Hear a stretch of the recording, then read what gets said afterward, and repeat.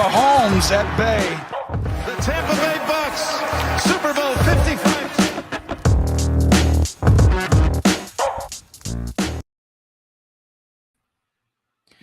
Hello and welcome back to the Bucs Banter Podcast.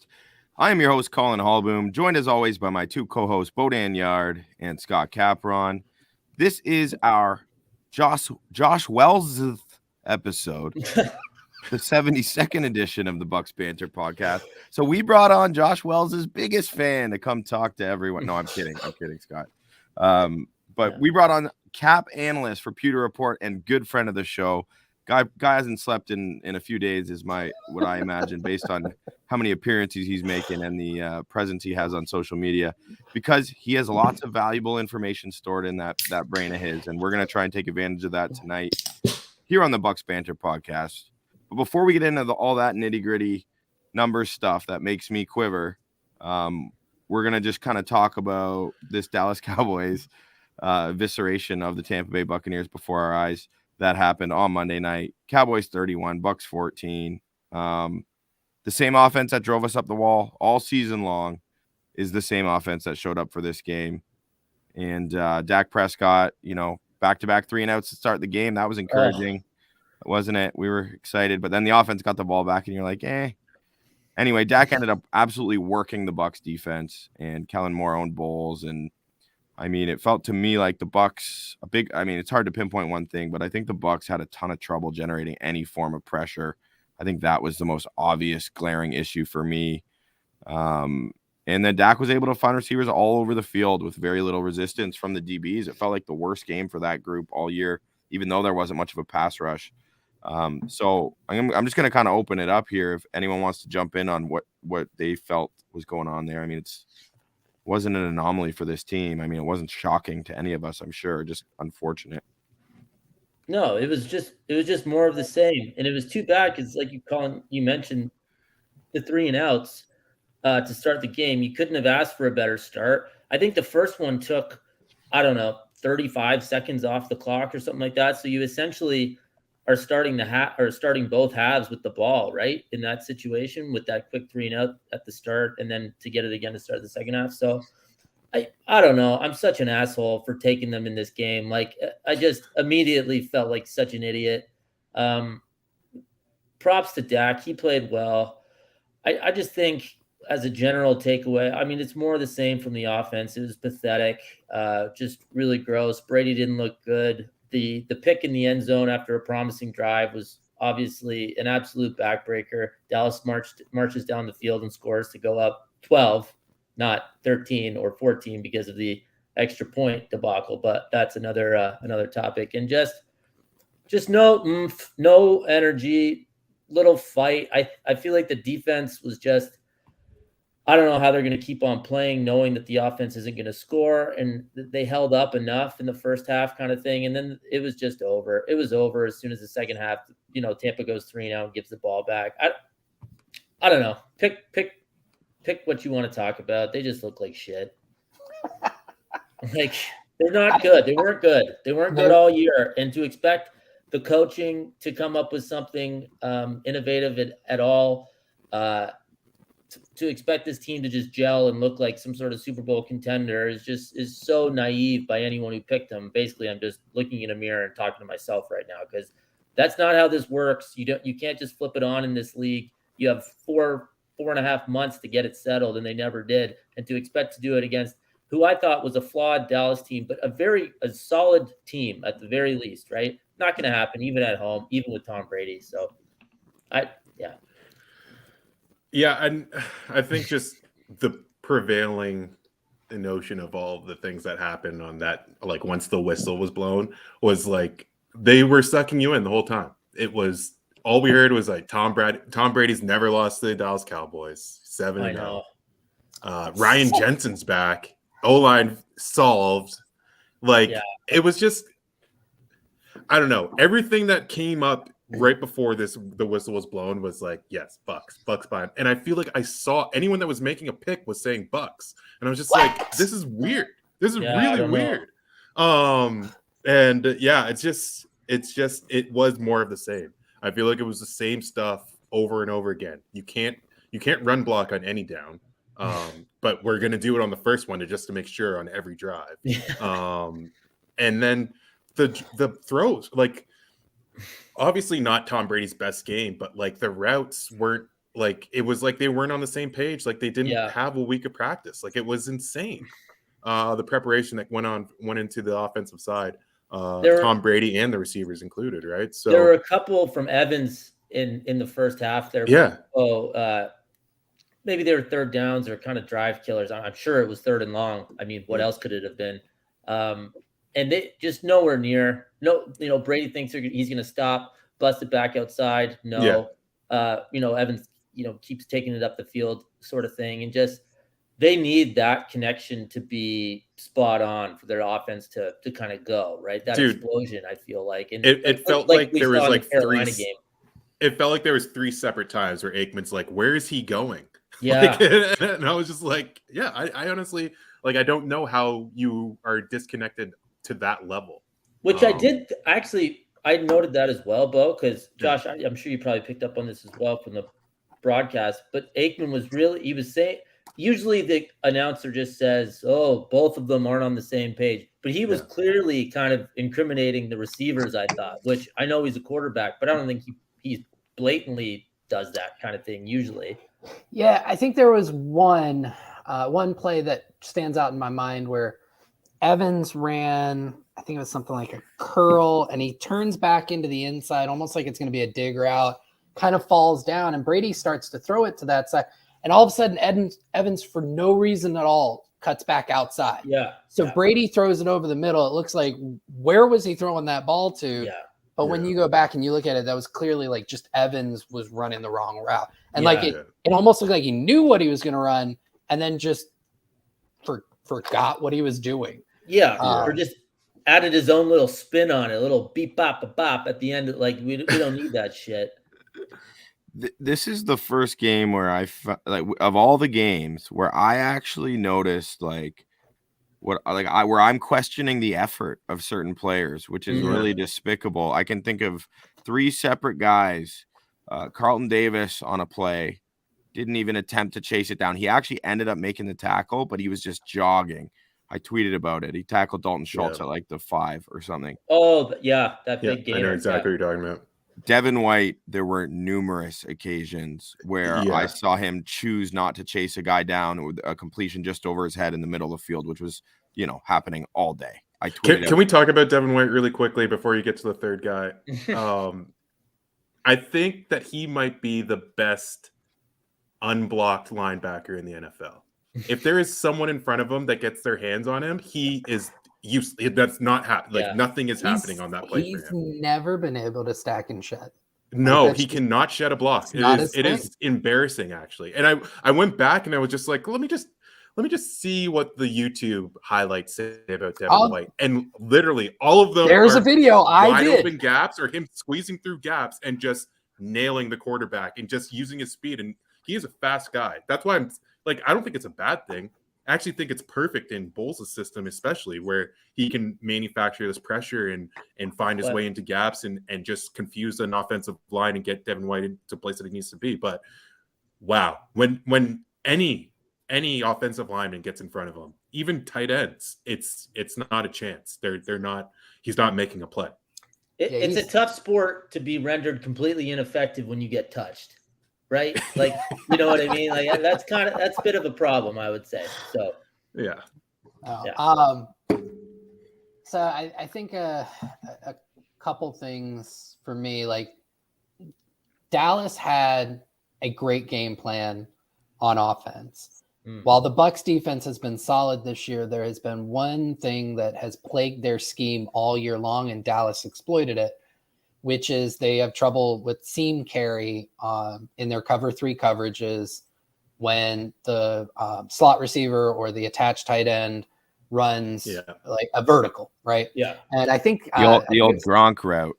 Yeah. Kind of, yeah. I think Dan Orlovsky kind of highlighted it. There's one play in particular where they got Dalton Schultz for a touchdown where he ran a stick and nod. So basically, perfect route. perfect route for Yeah. the coverage as well too. Yeah, it's like he fakes a 5-yard out and then basically angles back into the center of the field on a vertical, and he got right around Mike Edwards, and Mike Edwards on a hook curl I don't think Edwards did anything wrong for what he's been asked to do, because you see it on the tape all year long. All they do is they drop to about 8 to 10 yards and then they stop carrying the route. The problem is there that Dallas put leverage on Antoine I think it was Winfield, who is the deep safety, with 3 other vertical routes. So he had to pick one of those. He has to choose. And it left Schultz open for the touchdown. On offense, Bo, I'll say, come to me next time, because I picked against the Bucs, right? And I said Luke Gedeke revenge game, and Gedeke was one of the best performing offensive linemen for the night. Had like a 76 or 77 pass block grade from PFF. Meanwhile, Ryan Jensen was the lowest graded Buccaneer on offense. I know it was such an amazing story, and kudos to him for an amazing recovery. He was not ready for that game. What did you think about that? What did you think about that, Josh? Like, about Jensen? Because we were texting about that during the day, Bo, Collin, and I. Like, awesome that he's back. Is this really the spot? Is this really the time to go? I don't know. I don't know if, I feel like he didn't play great, so it's a bit of a process over results, hindsight situation. Right. But I don't know, man. That's a huge, huge time to just go play your first game. Yeah, I don't fault the Bucs for putting him back out there, because there's something to be said for the morale boost that it brings, and maybe galvanizing the team. And if the guy says he's good to go, he's your $12 million, $13 million a year center, and him and Brady are absolutely tight. By the way, hi Stank. No, you got to give Stank Bastard a shout out. One of the funniest Bucs fans. Great. Produces some great content all over. He's right in this instance, by the way. Well, I was going to say he had a very bad game. Stank won't like what I have to say, but I'm sure there'll be plenty of Brady hate coming through here, because we'll get to that a little bit later in the show. Though we're going to leave the audience waiting on the Brady talk. If I could finish my third person who I thought wasn't putting forth, I apologize. No, that's on both. I'm not sorry. That was I jumped in there knowing what I was doing. Yeah. And it's no shock. The third player on the Bucs, and again, I've not called out the effort level of players on this team. No, maybe ever. But this game of all games, and my God, like I've called out Donovan Smith's talent and execution all year long. Oh my God. But his effort level to me was just, and I get it. I get he's trying to block Micah Parsons half the time, and he's got a lot to deal with. But that's not an excuse for being lazy as shit. And there are so many clips in this game where he just gives up as soon as he's beaten. And meanwhile, Tom Brady has actually maneuvered himself in the pocket where he's still trying to buy himself time. Not a lot, granted, it's Tom Brady, but enough where he could have chipped another guy coming, and he had just given up on the play. And that just disgusted me. And not like, I don't think many Bucs fans are going to be crying from the rooftops for Donovan Smith to stick around this year. And Josh, I can't wait to get your take on that and how that could look, cutting Donovan Smith at this point. In fact, why don't you want to chime in on that at this, just while we're talking about him? They'd save $10 million, about $9.95 million. Boom. So he's 17 and a quarter, I want to say, is his cap hit, but just over 7 million of that is guaranteed through prorations and whatnot. So yeah, they can clear 10 million by cutting him, but you cut him, you got to find another left tackle. They don't grow on trees. Now, there is a very intriguing person who's set to be a free agent who I think I wrote about or mentioned him in my last article, who I'd be in favor of them going out and getting, because I think they'd still net savings by cutting Smith. And that's Andre Dillard from the Eagles. So Dillard's a former first-round pick. He's set to be a free agent this offseason. Lost his job to Jordan Mailata. Mailata just developed into a beast coming out of Australia. And wasn't it New Zealand? I thought it was Australia. I could be wrong. It might be New Zealand. You're probably right. I just for some reason thought that. Sorry. And Dillard in limited play over the last couple of years has actually graded out pretty well, especially as a pass blocker. So he doesn't have the track record to get a big contract. So you give him a 1-year prove-it deal, $5-6 million, something like that. And with the $10 million in savings from cutting Smith, you actually save about $1 million, and there's your left tackle. So that would be kind of you're going to have to take, if you're the Bucs, you're going to have to take some calculated risks. They did it last offseason, betting on a bunch of veterans who, had a history of really good play, but also a history of injuries. That calculated risk didn't work out for him because all those guys continue to be injured. Akeem Hicks, Julio Jones kind of highlight that. This would be a calculated risk if I'm roster building that I'm willing to take. Younger guy, doesn't have an injury history, does have a very limited, I will admit that, very limited track record of decent to above average play, but you can get him on a cheaper deal, and then you can try and invest some of that savings as well as draft capital to other needs, because the Bucs have other needs. How much of a delusional psycho do you have to be to cut off your guest to try to correct him and do so incorrectly on where Jordan Mahalata is from? Honest to God, I was just going to blow past it. I can't believe you just did that. Like, I'm not even kidding. Like, I'm just kind of, but regardless, hey, fair enough. He's not a Kiwi. Well, at least I call myself out. No, Scott. For sure. And I was just to add on, I'm not a Cap guy at all, despite my last name. Josh is saying that about the $1 million. I'm thinking that should cover how many jalapeno poppers Collin eats if he's credentialed for a game again next year. Right? So we have that. We have a lot of things going for us in 2023. I'm just throwing that out. Pretty cool deal, wasn't it, Collin? Yeah. It was amazing. It was amazing experience. Loved it. And I can't wait to do it next year. I don't like jalapeno poppers, though, Scott. Well, I took a stab at an appetizer. I wasn't in the box, all right, pal? I'm just sitting out with the peasants. And it's not a question. He'll be back. Don't you worry about that. I mean, there were even rumors swirling that the Cowboys had a beat on the Bucs hand signals, and I have no idea if there's any truth to that, because it doesn't matter if there is. If they did, good on them. Yeah. But that sort of claim sure matched the eye test in this one, didn't it? And Josh, I came off the top talking about the lack of pressure. That was a huge factor to me. And I mean, it's not surprising based on the personnel. They don't have like a stud there. The loss of Shaq Barrett was as glaring in this one to me as I could imagine. Felt like Bowles kept trying to send Devin White in there. I think they blitzed Devin White even more than they normally do in this game, him in particular. Did you find that to be a huge issue from your perspective, or was it something else that was like, how was this defense exposed? Like, we all know the offense being exposed isn't a surprise. It just felt like more people were watching, so got to realize what we've been dealing with all year. But on the defensive side, I'm curious of your observations in this particular matchup. So they got pressure on about 27% of Dak's dropbacks. It was about 10 out of 37.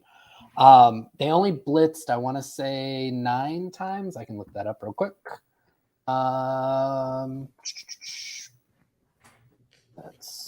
Where would 27% fall, Josh? How they're usually in the low 30s. So you're talking a difference of 1 to 2 pressures over the course of the game. Okay. So they blitzed about 18 times. No, I'm sorry, that's wrong. They blitzed only 9 times. A lot of what you saw, Collin, was probably simulated pressure where Devin White was coming in, but somebody was dropping out. A lot of times JTS, right? So it's still only 4 pass rushers. It's just coming from a different look. What I saw live was it wasn't so much that they couldn't get pressure. It's that they couldn't contain, right? So Dak, who has some mobility to him, pressure gets in, an offensive lineman gets beat, somebody actually gets into the pocket, Dak's easily able to maneuver out of it, right? And create out of structure. They didn't do a good job of containing him on those. And that's one of the issues with simulated pressure, because a lot of times you're dropping somebody over here. Now you're bringing an overload from one side. If they don't get home, the quarterback can easily move to where the vacated pass rusher was supposed to come from, because now you've got less pass rushers from that side. So Dak was able to easily navigate that. I put a lot of this on the soft zone coverages they played all night. I commented during the game, like, I could not believe some of the depth that the corners were playing at pre-snap. You're talking isn't that kind of the Todd Bowles special though? Not necessarily. And No? go back, yeah. So Mike Smith reminded me of Mike Smith. Not that far back, Bo. Yes, No. it is he does play a ton of zone, but usually the guys are like 5-6 yards off the line of scrimmage. Okay. They were playing 10 back. Yeah. And then one of their most successful games, you go back to the Bengals game, Carlton Davis was pressing Jamar Chase like crazy.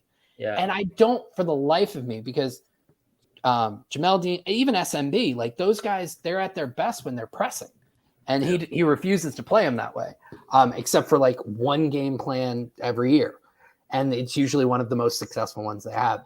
So I put a lot of this on when Dak was like, I don't know, 11 of 11. Yeah, it's because he was finding dudes wide open in between those zones, and they couldn't carry the seam. And it was just bad on the back end. I think the pass rush was what it's been all year. Not elite, decent enough. Yeah, I would just rather die going down with more of a press coverage, like making them have to make plays, getting them uncomfortable on the line, like get physical with CeeDee Lamb. We were praising CeeDee Lamb, all year and definitely on the preview pod, but he's a pretty slight guy, right? Like see what you can do. Dak is good enough and he's just mobile enough, just athletic enough to create that extra couple seconds that Josh was talking about to step up in the pocket or to run for a first down if he has to. And he can certainly find guys when their receivers are having 10 yards of space before anyone's even near him, right? I don't know. I think I'd rather make them beat me and make Dak complete tougher throws. I'm not going to pretend to be some defensive whiz or anything. I'm super not, but just as a general kind of ethos, I just don't like that. I think it just makes it too easy on them on the offense. One of the most perplexing things I've ever seen, one of the most perplexing coaching decisions I've ever seen, and Josh, maybe you can weigh in on this, but I can't for the life of me understand the decision to wait until the 18th game of the season, the first postseason game, to choose to bench Jamel Dean in favor of Sean Murphy-Bunting. And I know there was some chatter that he was maybe a little bit sick or something under the weather, but like, do you have any insight on this personally or through your connections through Pewter Report? Like, what the fuck happened? So nothing like concrete. I think what we've kind of put together is he was under the weather. There has been a bug going around the team. It's part of the reason why Mike Evans missed the last week of the regular season. He was well enough to at least play some special teams. And then I think Bowles cited post-game that between that and the fact that Sean Murphy-Bunting had been playing well to end the season, which he had, that he decided to go with the hot hand. For me, I find that to be egregious because you're talking about recency bias and small sample sizes dictating a giant decision. And I'm probably blowing this out of proportion when I say this, but Jamel Dean had I think it was a Instagram post where he talked about, if others don't know your worth, you do. And I'm just worried that decision may have just blown the Bucs' chances of potentially re-signing the kid, which would be terrible because he's had a fantastic season. I think you guys are all big fans. I know I am. Yeah. And I think him and Davis paired together gives you a lot of opportunity to do some fun stuff with the rest of your defense. Now, Sean Murphy-Bunting played decent, played okay. I still think Jamel Dean would have played better. And I almost wonder, if you put Sean Murphy-Bunting in the slot, let Antoine Winfield play more up top, had Jamel Dean on the outside, what could have been. So if he's at all pissed, Jamel Dean enough to then obviously he was well enough to play. Right. So it's like one or the other to me. And yes, my mind went there immediately as well, because clearly once that game got going, 4 minutes in, it felt like the Bucs didn't have much of a let's call it a quarter. We felt like they didn't have much of a shot, but that is immediately what I'm thinking, because I'm like, man, if they can bring back Jamel Dean, then you have two phenomenal corners. Like, that's a great foundation for your secondary. And then you got Antoine Winfield already. Like, then I'm feeling really secure about the foundation of that position moving forward. it's just unbelievable timing.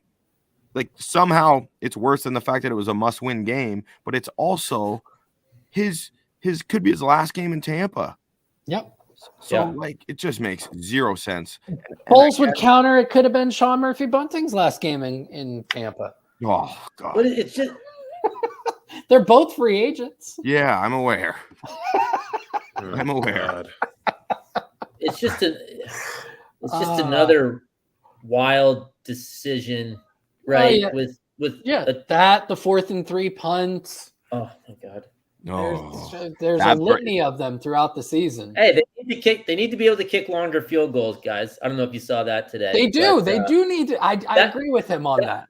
To be fair, I only saw that. I didn't read the rest of it. He might have just been saying we need a field goal kicker to have more range, which is fair. But you also know that, any drive that results in a 55-yard field goal attempt, Bowles is feeling pretty good about too. So it's hard to let him completely off the hook. So anyway, I think the subtext is that they need to move on from suck up, and I agree with him. I was saying it last off season. They should have done it last off season, but it takes him a year to figure it out.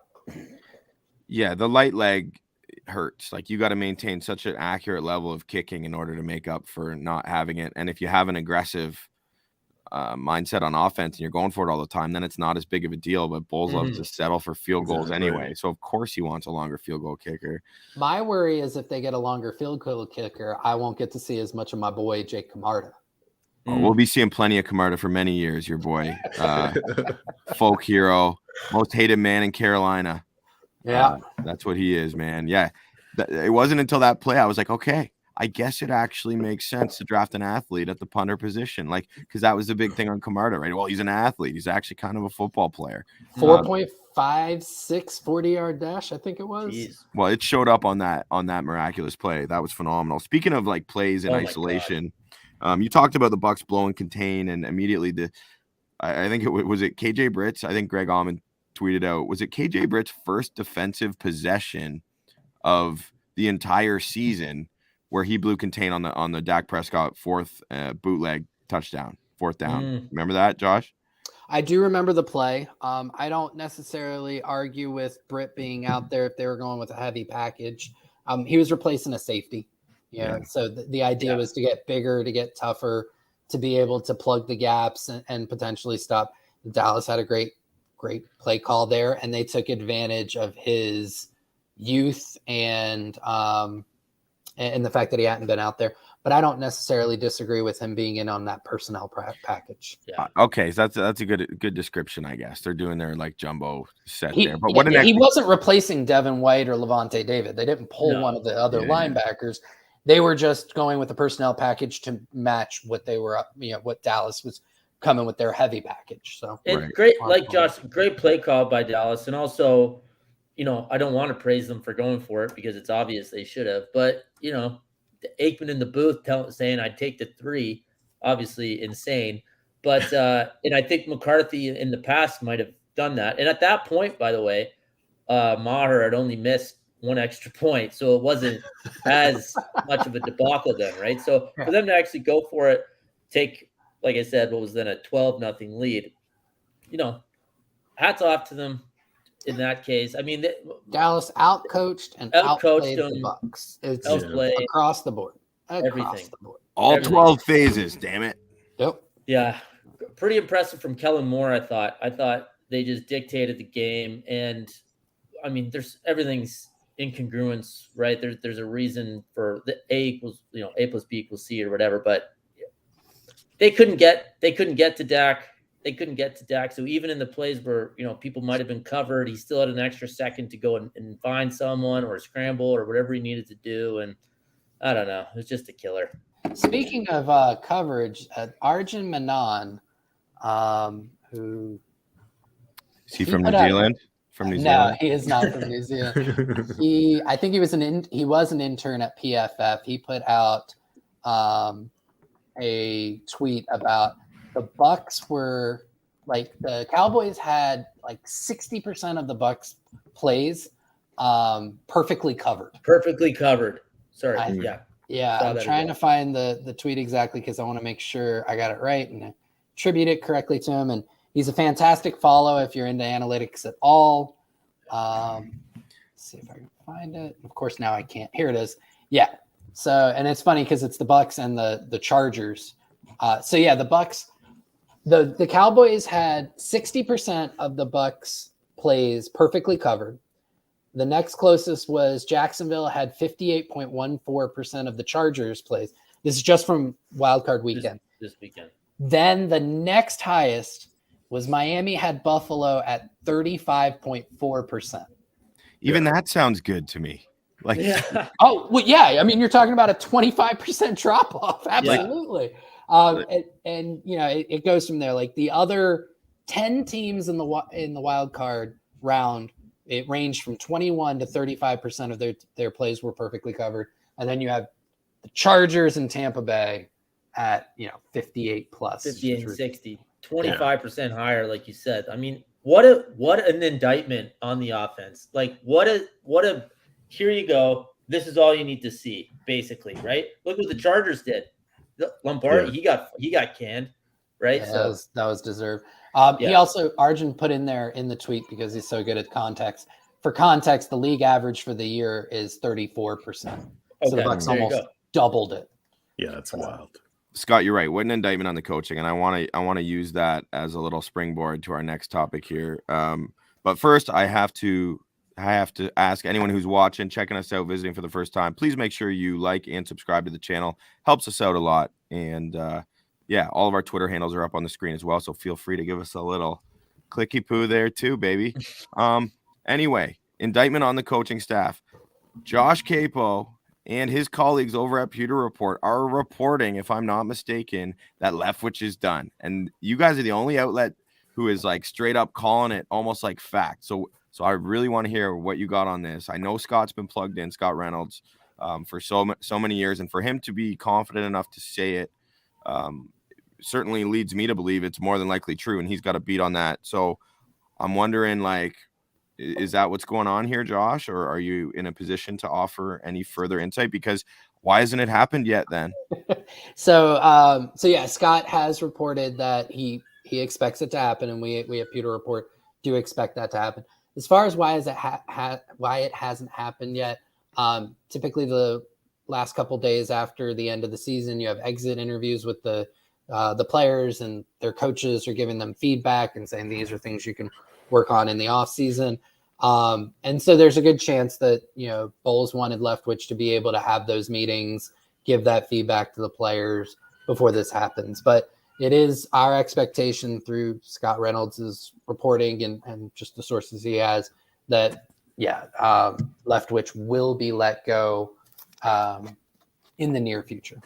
Okay. A couple of things there. If I had to break a story, first, just from the reporting standpoint, I think I'd have a full-blown panic attack. Like, seriously. You have to be right. You better be right, or else, like, it's your credibility on the line. Yeah.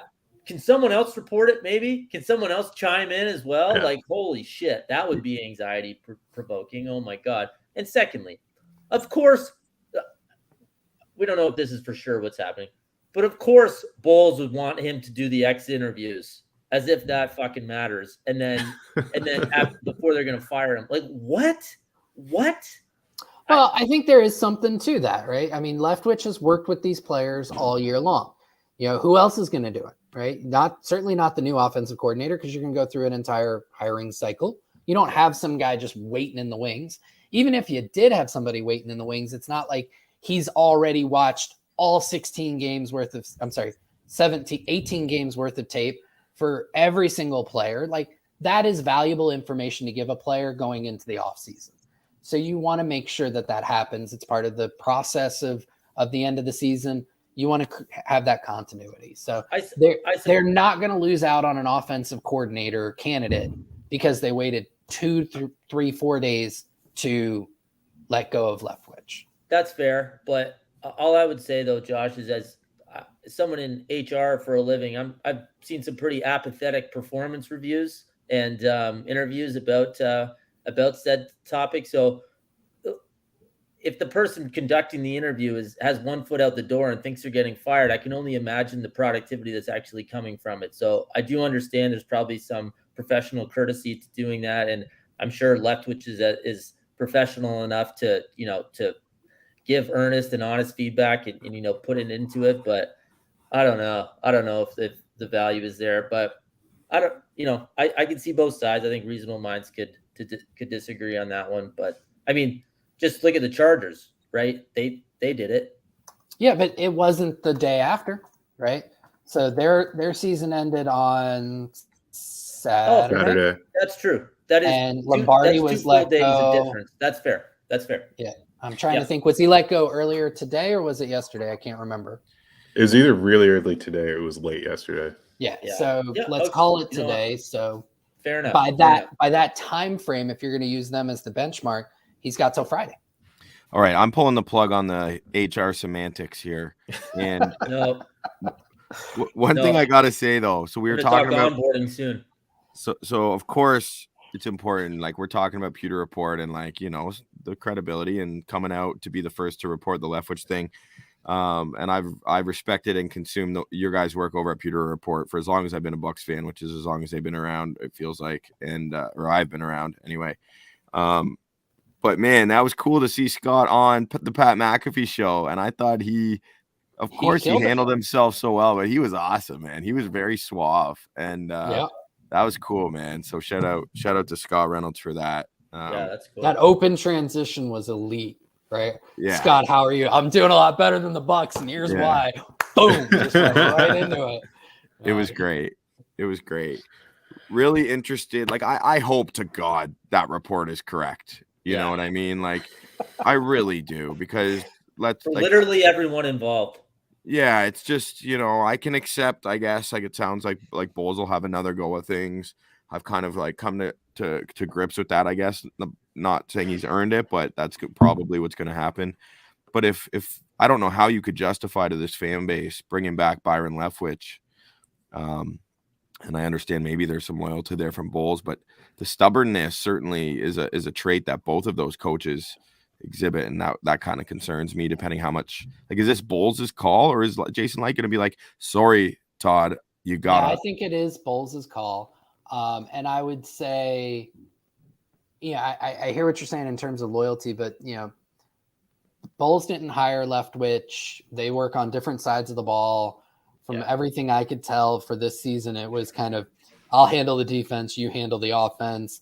I don't know if there is as much if this were Bruce Arians, whole different ball game, right? Right. But I don't think there's as much loyalty between Bowles and Leftwich as there necessarily like Arians and Leftwich.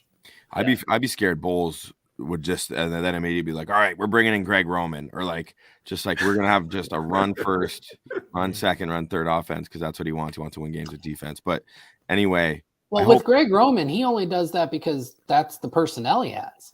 I guarantee you, if Greg Roman had the Bucs offense, his offense would look a hell of a lot different. Wait, you're saying the Bucs aren't signing Lamar Jackson, or they're not? That's not going to happen. I do not believe that's going to happen. No, I don't. I think it's a trade. They said that they're going to trade for him. And again, in terms of my predictive abilities, only guy out here. Yeah, I was the only guy at Pewter Report who predicted the Bucs to lose that game. And I will once again go back to my elite take, Luke Gedeke revenge game. Nobody else was on Gedeke for this. So just believe me on everything. I mean, PFF grades aside, I mean, I'm not going to give a damn about what Ryan Jensen's numbers say in that game. And unfortunately, I don't exactly think Gedeke saved the day either. So, but I'm glad that he performed admirably with how much discussion was going on about him occupying that spot. I think I had a tweet early in the game. I was like, everybody was up in arms about Gedeke. Nobody was talking about how Donovan Smith was about to get beat like a drum again. He had these two good years. He had 2 good years. He was, what you think is that a stretch? Yeah, I think I think you look at 2019, 2018, that time period, basically from when he came into the league. I think he got hit with a lot more blame than he should have due to Jameis's propensity to hold on to the ball. All right. So you pull out the Jameis factor, and I think that you would have had a much different opinion of Donovan Smith over those years. I think Brady comes in and it takes the seesaw all the way to the other end, where Donovan Smith got probably more credit than he should have over 2021, 2022. I think the truth lies somewhere in between, which is he's been a solidly average left tackle for most of his career. Okay. Not elite, not terrible.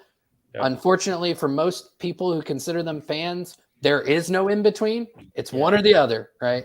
But Donovan Smith, for the majority of his career, has been a solidly right in the average, somewhere between 20 and 10, depending on the season, left tackle, which is somebody you pay and somebody you're very thankful to have.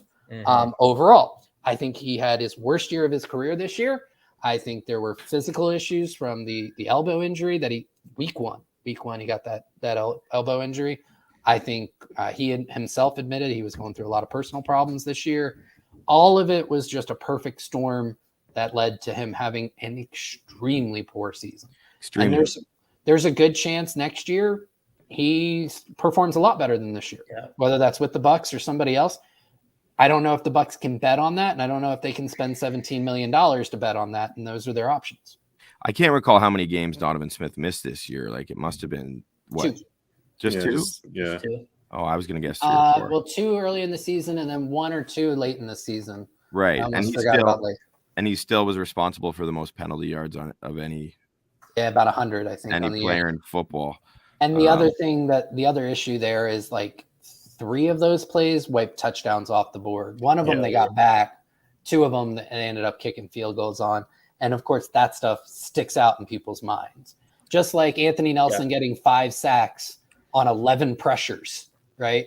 Everybody remembers the 5 sacks. They forget the fact that, on like over 300 pass rushing snaps, he only got 11 pressures, but he's better than Joe Tryon. Get the hell out of here. Well, I mean, Robert Ory's 3-point percentage wasn't as good as Steve Kerr's, but I think a lot of teams would have rather have Robert Ory in the postseason.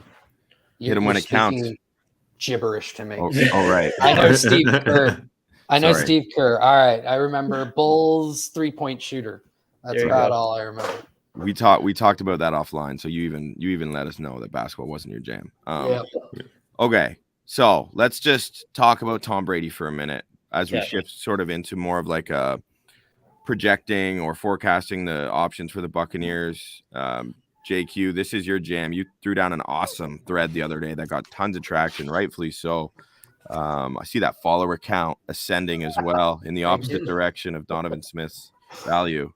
But anyway, like, there's some options for the Bucs. It's all going to come down. It seems like I'm hoping with Tom Brady's decision that it's made in a timely fashion, but like, he doesn't really owe that to the Buccaneers, does he? Like, when is a realistic time for people to expect the Bucs to be able to take a direction?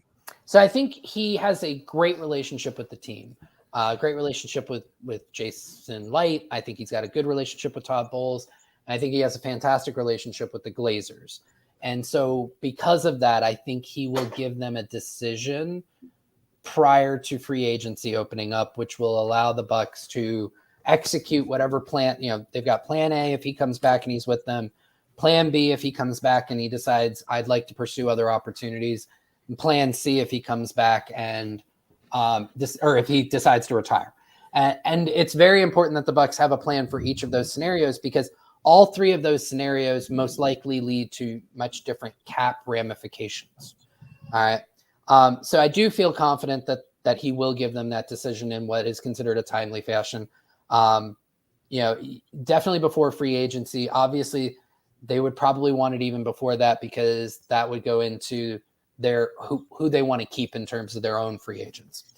But basically how it works out from a cap perspective, if Tom Brady comes back with the Bucs, they will sign him to an extension. Right? It has to be done before the new league year, because if it doesn't happen before the new league year, then his current contract voids and they're on the hook for a little over $34.1 million dead cap hit. But if they extend him prior to that, And I'm projecting it at like a 1 year, $30 million deal. Okay. Now that $30 million would not apply to the 2023 cap hit. What they would most likely do is give him the veteran minimum as a guaranteed salary, and then give him basically a giant signing bonus for the rest. That giant signing bonus would be prorated out over 5 years, 2023, and then 4 void years. All right. They would also have to carry over the current prorated bonus that's set to hit for 2023, which is $10.776 million. And that's a lot of math to say that the contract would come in right around $18 million. Okay. Cap hit for this year. So what they'd effectively be doing is taking his dead cap hit of $34 million, wiping $18 million off for this year. And they now know who their quarterback is, right? So for 1 year, $16 million off. Yeah. Yeah. So they'd save $16 million. They're already over the cap by like $44 million. So there's a good chunk of that improved. And they have their quarterback. Okay. So that's scenario one. I do think it's important that I note in this scenario, if he retires next year, that's a $46 million dead cap hit in 2024. Okay. It's big, right? It just keeps going up. So scenario two, if Brady decides to retire, what they would do, most likely, he doesn't have to do this, but you saw Drew Brees do it with New Orleans. Most likely Brady would do it. He would sign a placeholder contract before the new league year in March that would just carry to June. What that would be is a 1 year league minimum deal, unguaranteed, because it's kind of a backroom handshake. Hey guys, I'm going to retire, but I'm going to help you with the cap. And so that would hold until June 2nd. Okay. And the Bucs would then be able to process his retirement paperwork. And a transaction like that, what would happen is they would be able to only have to get hit with a $10.8 million cap hit, which is the prorated bonus that he's set to technically be hit for 2023 for this year. Then the remainder of that $34.1 million would push to 2024. And so they can break up that big hit over 2 years. Okay. And they would want to do that for a few different reasons. Number one, this year they are up against the cap. Number two, in 2024, the salary cap goes up. So roughly $24 million off of 2024 is an easier pill to swallow than $34 million on a lower cap salary cap. So that's most likely what happens when he retires. The third option, which is probably the worst option for the Bucs, is if Brady decides he wants to play next year, but not for the Bucs. In that scenario, they can't wait till June 2nd because his contract would void on March when the new league year starts.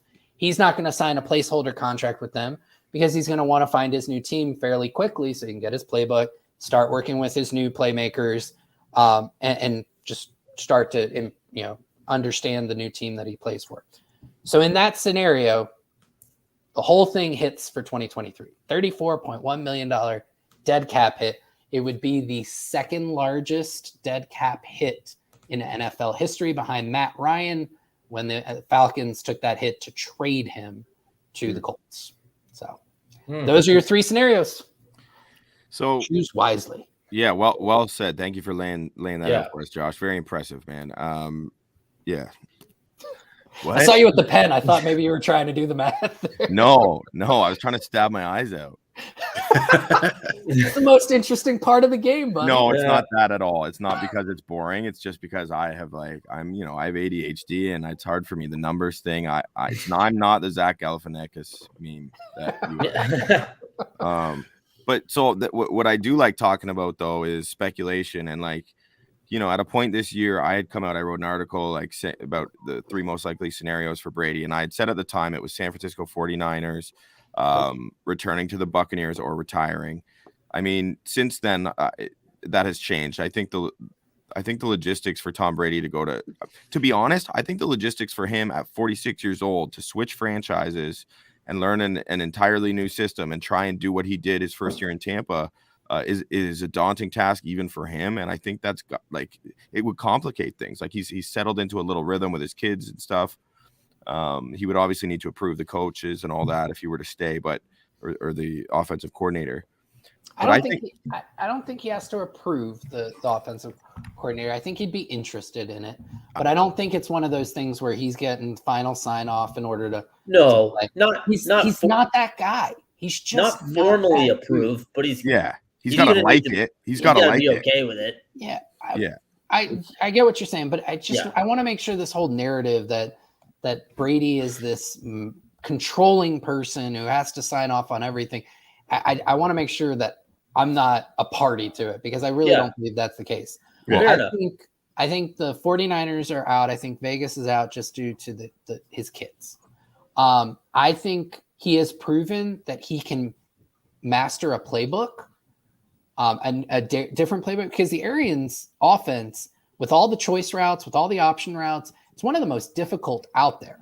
So if he's shown that he can get that down in an off season, which he kind of did in 2020. I mean, he certainly ran that offense to a high level that first year. And you could see as the year went on, absolutely got better. I don't think there's a playbook out there that's going to be so daunting that he's like, oh, that definitely. And he's going to have to learn a new playbook with Tampa Bay if he decides to stay. Based on our reporting, right? So I don't think that's an issue. I think it comes down to, is it a good system, or like a good team, a good system? He feels good about the culture, and is he close to his kids? There are really only two logical options under that. Maybe a third dark horse, but I really don't think the dark horse is Tampa Bay, or for me, it's the New York Jets, right? Because his oldest lives in New York. Yeah. Okay? It's an easy flight down to Miami and lots of options in terms of those flights to see the kids with Giselle. It's a good team. They've got good playmakers up front. The offensive line has actually performed much better than people thought, given all the injuries they had. You get those guys back, Mekhi Becton and whatnot. I think New York presents an interesting option for him. Then the dark horse, I would say, you've got some really good playmakers, decent offensive line, and a solid defense in Washington. I just don't see him going to play for Dan Snyder, because that's a shit show. Yeah, no chance. I can't imagine him going from the Glazers to Dan Snyder and being like, this is sweet.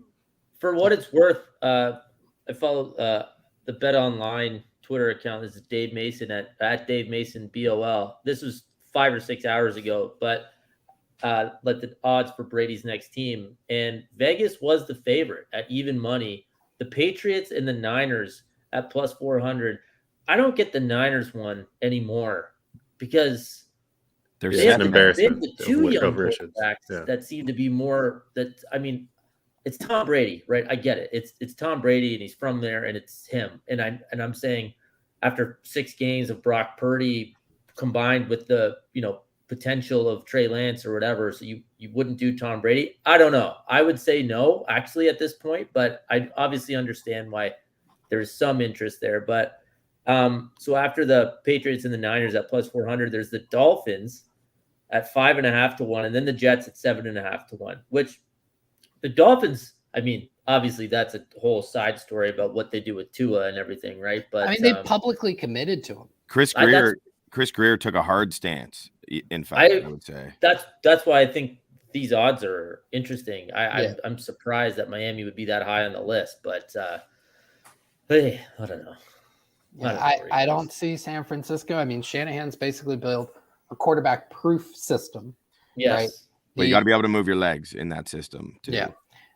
And that's the one. Like, that's a lot of boots where he is completely exposed, and that I think is a daunting system for Brady. Now, what I will say is Shanahan's been shown to adapt his systems for whatever quarterback he has. Yeah. So I absolutely, if he goes there, the system that they're currently running would be modified for Tom Brady and his specific type of mobility.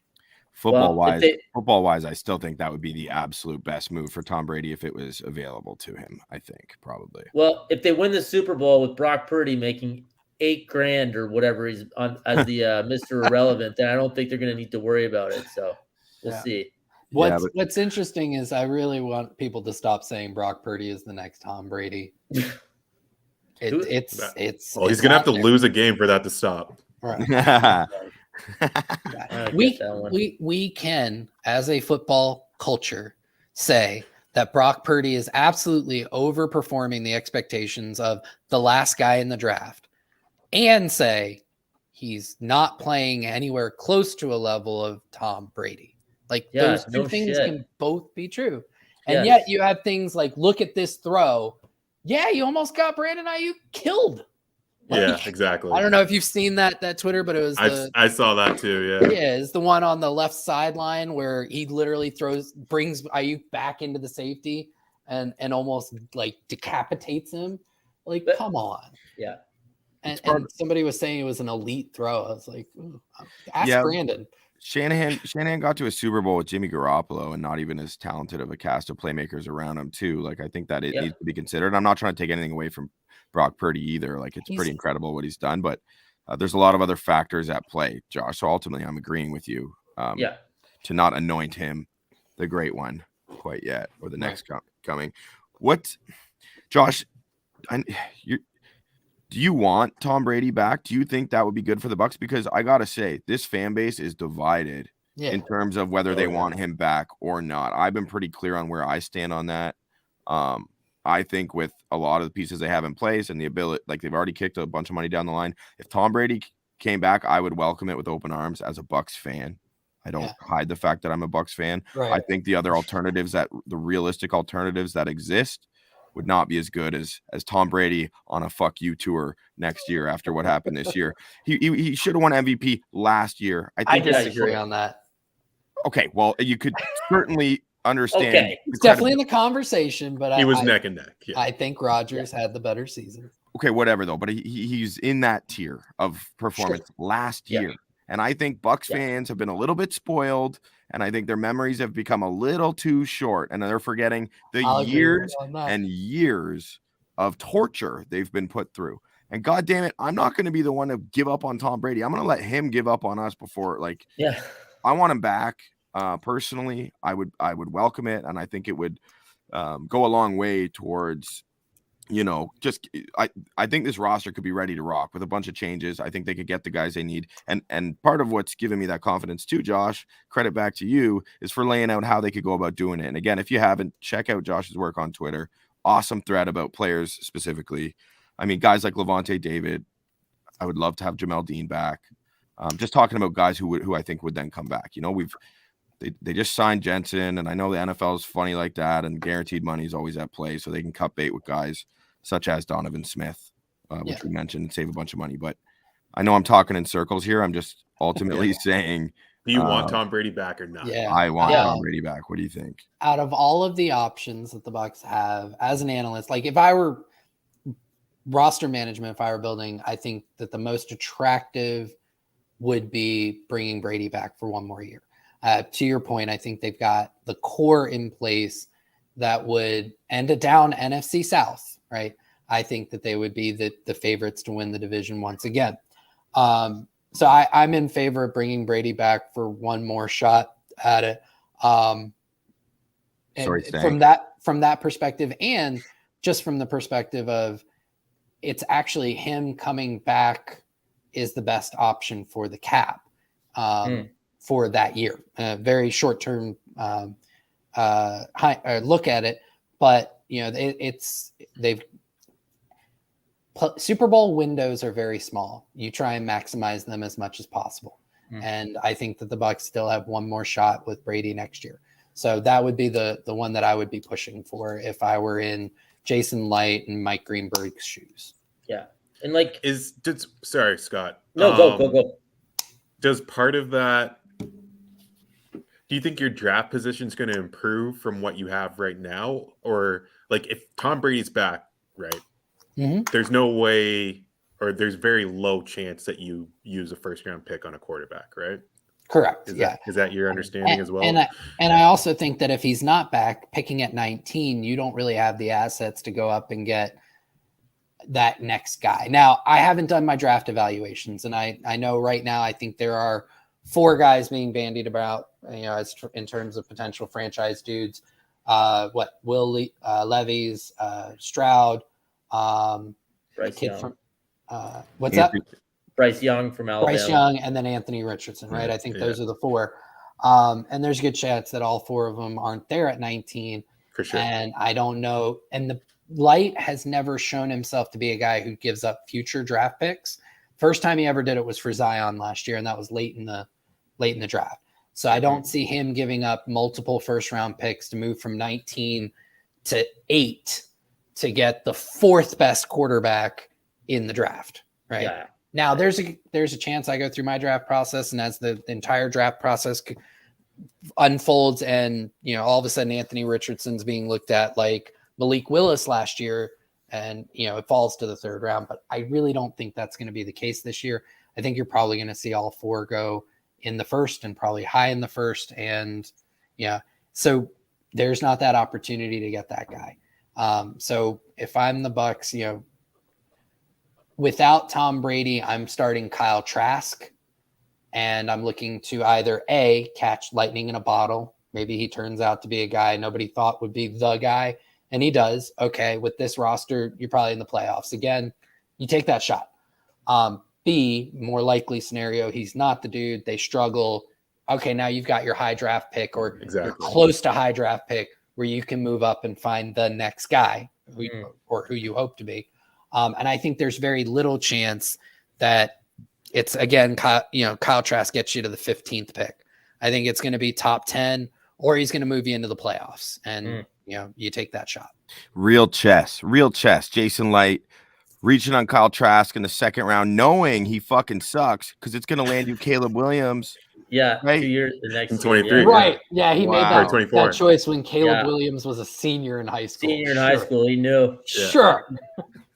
Lincoln Riley's going to take the SC job. Williams is going to follow him, right? This is all part of the plan. Right. If That's my the thing case, with this is just like, if Tom Brady's back, you're probably if Tom Brady's back and he has that bounce back year that we're kind of that FU year or whatever,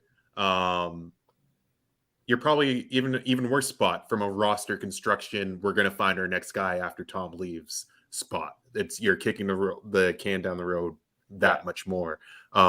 And how important it is to find that rookie quarterback. It's just like, I don't know. I think it depends what you think of this roster is basically what I'm getting down to. It's like, is the Super Bowl window already closed with the Tampa Bay Buccaneers if you do have Tom Brady next year?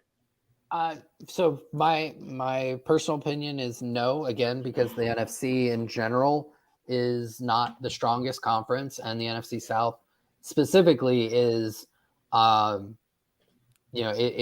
is one of the weakest divisions in football. So that alone means you get into the dance, and when you get to the dance, you have a shot, right? Yeah. So from that perspective, no.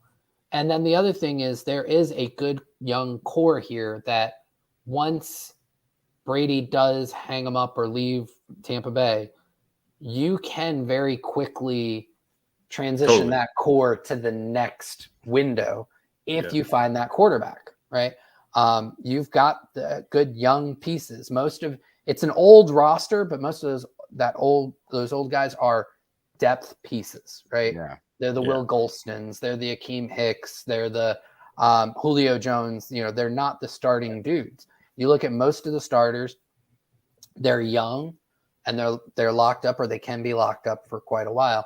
You'll need 1 year to reset the cap, and you've got the perfect quarterback to do that in Kyle Trask. So that's why I'm all for, if it's not Brady, I'd just rather roll with Trask, because you're going to reset the cap and then potentially put yourself in much better draft capital to go get that dude. And there's still a non-zero chance that Kyle Trask ends up being, a top 10 quarterback. I mean, I would push back a little bit on the I think the roster is good. I think this team is going to have a very hard ceiling with Bowles as the head coach. That's the other part of this. Yeah. Really, truly following, with the microscope, this team for the last 5 months, and just seeing what good coaching is in this league. And because let's face it, there's not a lot of it. The really good ones do stand out. He doesn't have it, man. Like he does not have it. And I don't see him making many fundamental changes to his to his mindset and his game plans and how he wants to run a football team in this offseason. So I don't think it's roster. I think it's more culture and coaching. Hopefully, if the Leftwich thing is true, hopefully they have a home run hire and bring someone in, and Bowles does at least let him do what he wants on offense. I just don't see it. There was zero change, no adaptability throughout the season. And that's with tangible struggles and a bad record and just poor performances and still no changes.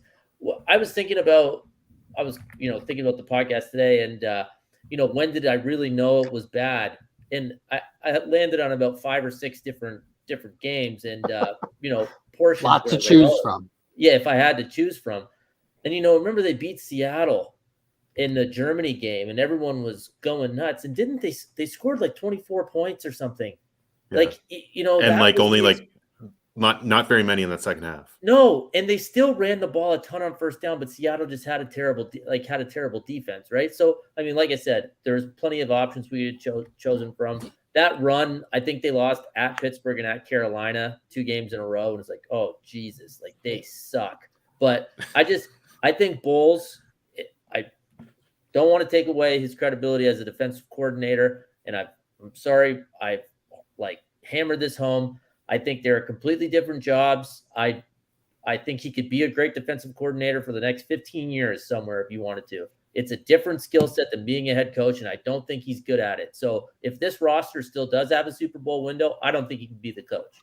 So I'll hedge that with 2 things, okay? Because I don't necessarily disagree with your overall framework, but the 2 things I will say, I think he's a terrible in-game decision maker, okay? For me, it's the 4th down decisions and the field goal decisions, things like that. I 100% agree. There have been coaches who have overcome that and still been very successful because the league is still fairly antiquated. You do have a lot of teams and coaches starting to push that forward, which I am a huge fan of. Yep. But there's still a world where a head coach can overcome that. Yep. I will say to the adjustments. Go back to the Cincinnati game. Okay. In Cincinnati, you had Carlton Davis pressing Jamar Chase. You had on the offensive side of the ball in the first half and actually really good schematic. It was awesome. Their best half of football. Yeah. It was fantastic. The problem is, and what I don't understand about Bowles and just the coaching staff in general, it was like Kansas City in the Super Bowl. Like all of a sudden they do everything different.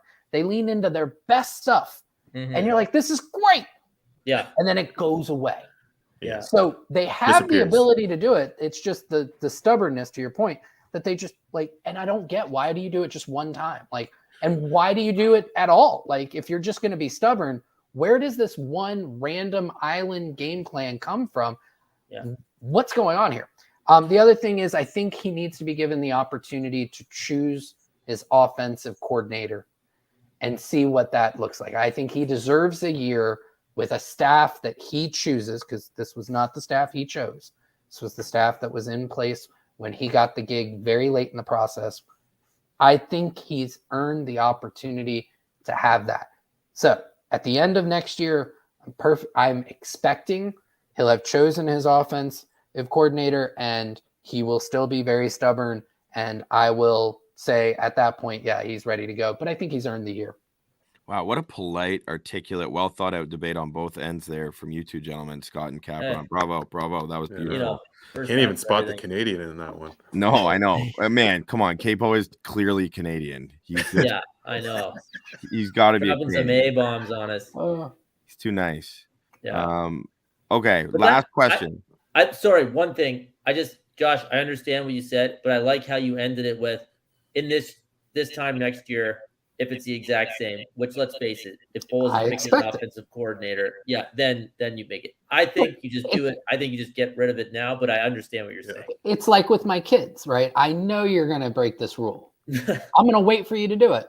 Yeah, and then I'm going to punish you, but I'm not going to preemptively punish you. Yeah. Okay. Leonard Fournette, what are the ramifications of cutting him loose? Josh, is that in the Buccaneers' best interest? Because based on what he's given him on the field, it's like a no-brainer. But I'm just curious of the And I know you probably covered this, but I, like to. Yep. So he's set to be an $8 million cap hit in 2023. $5 million of that would be a dead cap hit if they released him. So they would net $3 million in savings. Okay. Do you think that's worth it then? And personally, in terms of for this roster, Yes. Is that a no-brainer? Out of the 5 cut candidates, 3 for me are like, yeah, they definitely need to do this. Suckup, Brate, and Fournette. Brate's got the Brate. You had me at Brate. Yeah. Smith, Donovan Smith, I think, is a conversation. I would lean towards the cut. And then the one that I hope they don't cut, but I have a feeling that there's going to be a discussion and it might happen, is Russell Gage. And you don't even net much in savings from Gage. It's $2.3 million. Well, then glad to hear he's okay, by the way. Yeah. Very much so. The one thing that I'll say about Lenny as well before we move on, it's not so much what you're getting from him, it's what you could be getting from Chad. Opportunity cost. Absolutely. Yeah, it's so clear. Like the constant comparison, I just don't understand how the coaching staff wasn't just like, well, we should probably leave 29 in. 29's pretty good. Hey, yeah, let's keep him in there. Yeah, there's a lot. There's a lot of I'm expecting big things from him. Seemed like he was saying farewell to his jersey number too. So yeah, I guess I get to wait until see what jersey number he gets, and then I'll get. He wants jersey. 3. Oh. So somebody anything but 7. Somebody quote tweeted. He was 3 at Arizona State. Somebody quote tweeted it and said, he's saying bye to 29. What number do you think he'll take? And somebody commented 3, and he liked the comment. So who's 3? Ryan Suckup. Oh, perfect. Oh, they already told him. He knows Suckup's cut. I don't know about that. I think he's just saying, I really want that jersey. Yeah, fair enough. And hey, for any of our gambling audience, like I gotta say, you gotta hop on Rachaad White receptions over every damn week because they keep friend of the show. Rachaad White receptions over. Huge friend of the show. They kept setting it at 2.5, and like, he would get that sometimes on a drive, and he wouldn't go way above it, but it was perfect, just enough to keep it at plus money every week, and for them to not budge off that number, and it was just tasty. Cash cow.